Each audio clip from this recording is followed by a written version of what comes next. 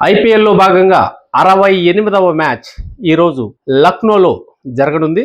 LSG Punjab మధ్య జరగనున్న ఈ మ్యాచ్లో పంజాబ్ జట్టు టాస్ గెలిచి బౌలింగ్ ఎంచుకుంది. దీంతో ఎల్ఎస్జి జట్టు బ్యాటింగ్ ప్రారంభించనుంది.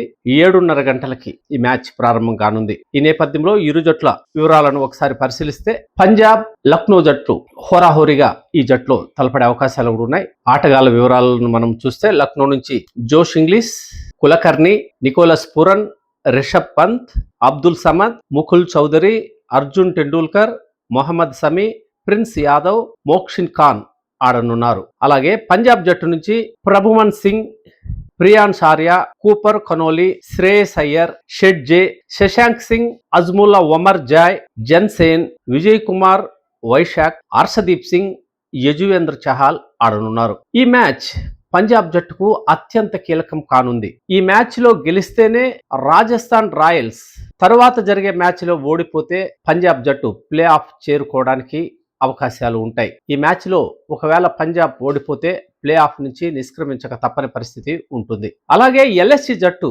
ఇప్పటికే ప్లే ఆఫ్ నుంచి వైదొలిగింది. పాయింట్ల పట్టికలో చివరి స్థానంలో ఉన్న లక్నో జట్టుకు ఈ మ్యాచ్ స్వేచ్ఛగా ఆడే అవకాశం కలిగిందని క్రీడా వర్గాలు అంటున్నాయి. అందుకే కొత్త ఆటగాళ్ళకి పలువురికి జట్టులో స్థానం కల్పించారు.